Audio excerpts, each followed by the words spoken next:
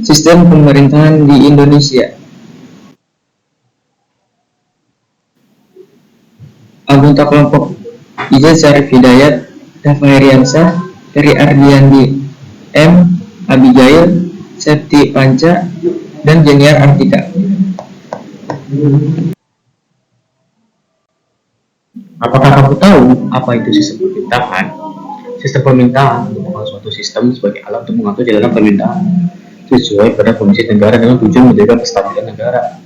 Sistem pemerintahan ini harus mempunyai suatu alat batasan yang pokok, tidak bisa digoyahkan oleh suatu hal sepele apapun. Sistem pemerintahan juga berfungsi untuk menjaga kestabilan pemerintah, politik, pertahanan, ekonomi, dan sebagainya.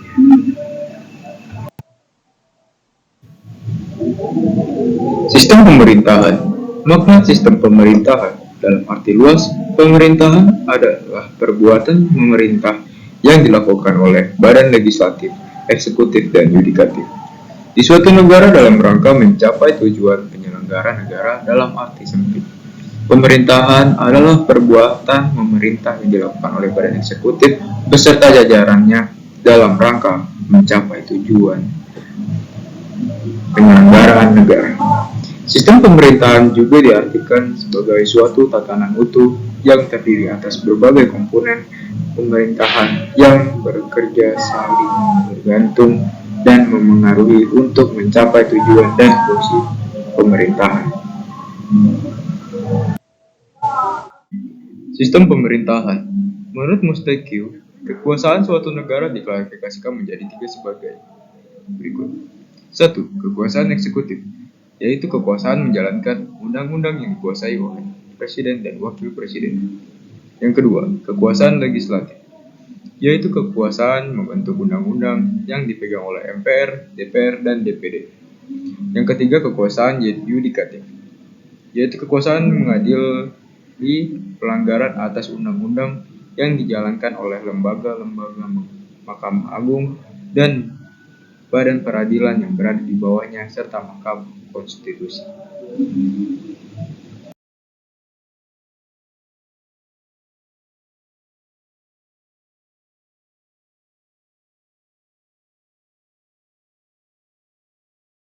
Berikut adalah pelantikan Soekarno sebagai presiden di tahun 1946. Simak videonya.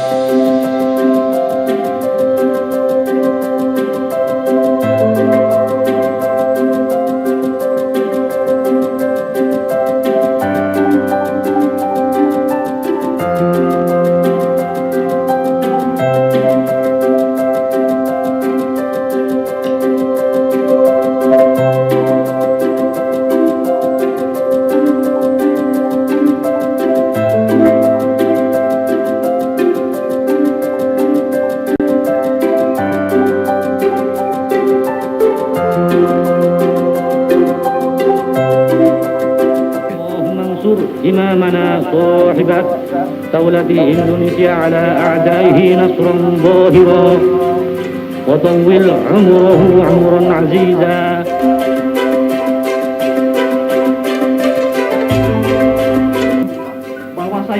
Bahwa saya sekuat tenaga akan menunjukkan kesejahteraan Republik Indonesia Serikat dan bahwa saya akan melindungi dan mempertahankan kebebasan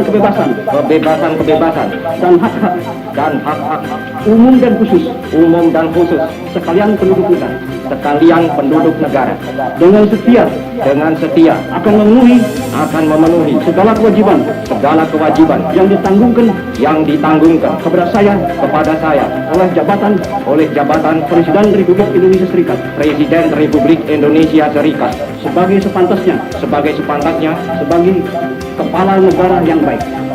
kepala negara yang baik.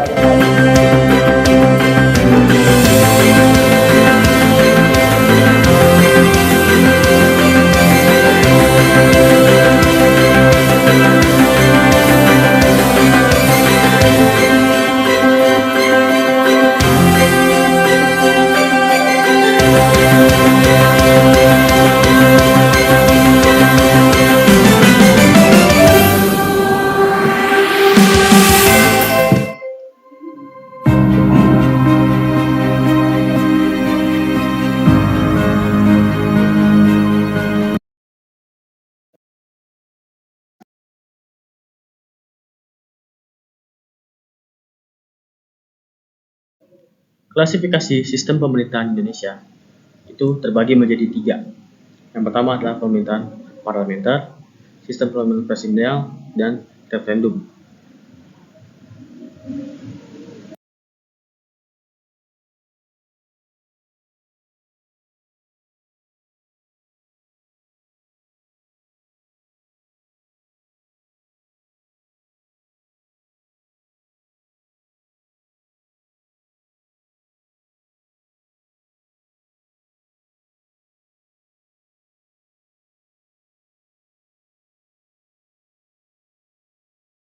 Sistem pemerintahan parlementer. Sistem pemerintahan parlementer adalah sistem pemerintahan di mana parlemen atau badan legislatif memiliki peran penting dalam pemerintahan. Ciri-ciri sistem pemerintahan parlementer sebagai berikut. Kepala negara bisa raja, bisa ratu, dan presiden, namun tidak bertanggung jawab atas segala kebijakan yang diambil oleh kabinet. Kepala negara hanya sebagai simbol negara karena yang menjadi kepala pemerintah adalah Perdana Menteri. 3. Parlemen mempunyai kekuasaan sebagai badan perwakilan dan lembaga legislatif. Anggota parlemen dipilih oleh rakyat melalui pemilu.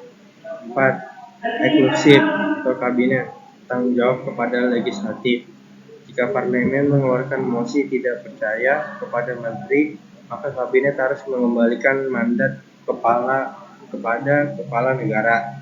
5. Dalam sistem 2 partai yang ditunjuk sebagai pembentuk kabinet sekaligus Perdana Menteri adalah ketua parpol pemenang pemilu. 6.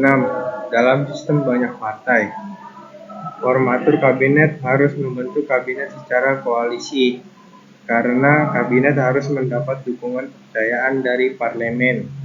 7. Kepala negara bisa menjatuhkan parlemen. Selanjutnya, kabinet harus membentuk parlemen baru melalui pemilu. Sistem pemerintahan presidensial. Sistem pemerintahan presidensial adalah keseluruhan hubungan kerja antar lembang negara melalui pemisahan kekuasaan negara. Di sini presiden adalah kunci dalam pengelolaan kekuasaan menjalankan pemerintah negara.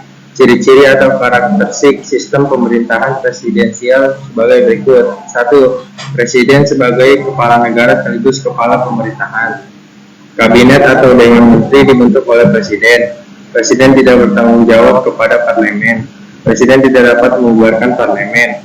5. Pengertian tidak boleh merangkap anggota parlemen. 6. Menteri bertanggung jawab kepada presiden. 7. Masa jabatan menteri tergantung pada kepercayaan presiden. 8. Peran eksklusif dan legislatif dibuat seimbang dengan sistem check and balances. Sistem pemerintahan referendum berasal dari kata refer yang berarti mengembalikan. Sistem pemerintahan referendum berasal dari sistem pemerintahan yang bervariasi dari sistem pemerintahan parlementer dan presidensial. Macam-macam referendum sebagai berikut. 1. Referendum obligator adalah referendum yang harus terlebih dahulu dapat persetujuan langsung dari rakyat sebelum suatu undang-undang tertentu diberlakukan. 2. Referensi konstitutif adalah referendum yang dilaksanakan apabila dalam waktu tertentu sesudah suatu undang-undang diumumkan dan dilaksanakan sejumlah orang tertentu yang mempunyai hak suara menginginkan diadakannya referendum. 3. Referendum konstitutif adalah referendum yang menyangkut soal-soal teknik. Pelaksanaan sistem pemerintahan Indonesia. Sistem pemerintahan Indonesia. Undang-Undang Dasar 1945. Tidak ada satupun kata pun yang menyebut bahwa sistem pemerintahan negara kita adalah sistem presidensial. Negara Indonesia menganut presidensial dapat dipahami dari ketentuan yang terdapat dari UUD 1945 sebagai berikut. 1. Pasal 4 ayat 1. Presiden Republik Indonesia memegang kekuasaan pemerintah menuntut Undang-Undang Dasar 2. Pasal 17 ayat 1. Presiden dibantu oleh Menteri Negara. 3. Pasal 17 ayat 2. Materi-materi itu diangkat dan diberhentikan oleh Presiden. 4. Pasal 17 ayat 3. Sistem materi dibandingi urusan tertentu dalam pemerintahan. Pasal 17 ayat 4. Pembentukan, pengubahan, dan pemubaran kementerian negara diatur dalam undang-undang. Periodisasi sistem pemerintahan Indonesia. Periode berlaku untuk Undang-Undang 1945. Periode ini terjadi pada 18 Agustus 1945 sampai dengan 27 Desember 1949. Sistem pemerintah negara yang dilakukan oleh Presiden ditegaskan dalam Undang-Undang Dasar 1945 sebagai berikut. 1. Indonesia ialah negara yang berdasarkan atas hukum dan tidak didasarkan atas kekuasaan negara. 2. Pemerintah berdasar atas sistem konstitusi hukum dasar tidak bersifat absolutisme, kekuasaan yang tidak terbatas. 3. Kekuasaan negara yang tertinggi di tangan MPR. 4. Presiden ialah penyelenggaraan pemerintah negara yang tertinggi di bawah MPR. 5. Presiden tidak bertanggung jawab kepada DPR, artinya kedudukannya presiden tidak tergantung DPR. 6. Kekuasaan kepala negara tak terbatas. Periode konstitusi RIS. Pada periode ini banyak negara menurut konstitusi RIS adalah serikat atau federal, sedangkan bentuk pemerintahnya adalah republik. Menurut konstitusi RIS, pemerintah adalah presiden dengan seorang atau beberapa orang menteri yang sesuai dengan tanggung jawab mereka. Dalam menjalankan pemerintahan, presiden tidak dapat diganggu gugat. Kebijaksanaan pemerintah adalah di tangan menteri-menteri, baik bersama-sama untuk seluruhnya maupun bagian masing-masing. Periode Undang-Undang Dasar 1950 dengan berlakunya UUD 1950 ini, bentuk negara kembali lagi menjadi negara kesatuan, sedangkan bentuk pemerintahannya tetap republik. Undang-Undang UUD 1950 menganut sistem pemerintahan parlementer, artinya kedudukan presiden hanya sebagai kepala negara, sedangkan kepala pemerintah dipegang oleh Perdana Menteri yang memimpin Dewan Menteri. Periode kembalinya berlaku Undang-Undang Dasar 1945. Kondisi politik Indonesia saat itu semakin memanas karena Presiden Soekarno menyampaikan amanat untuk kembali ke Undang-Undang Dasar 1945. Terjadi perdebatan bagi anggota Badan Konstituante dengan terbaginya menjadi dua kelompok. Kelompok pertama menerima saran untuk kembali pada Undang-Undang Dasar 1945 secara utuh. Kelompok kedua bersedia menerima saran untuk kembali pada UUD 1945 dengan persyaratan amandemen pada sila pertama Pancasila. Akibatnya Presiden yang menurut Undang-Undang 1950 memiliki kemampuan untuk membubarkan Dewan Perwakilan Rakyat.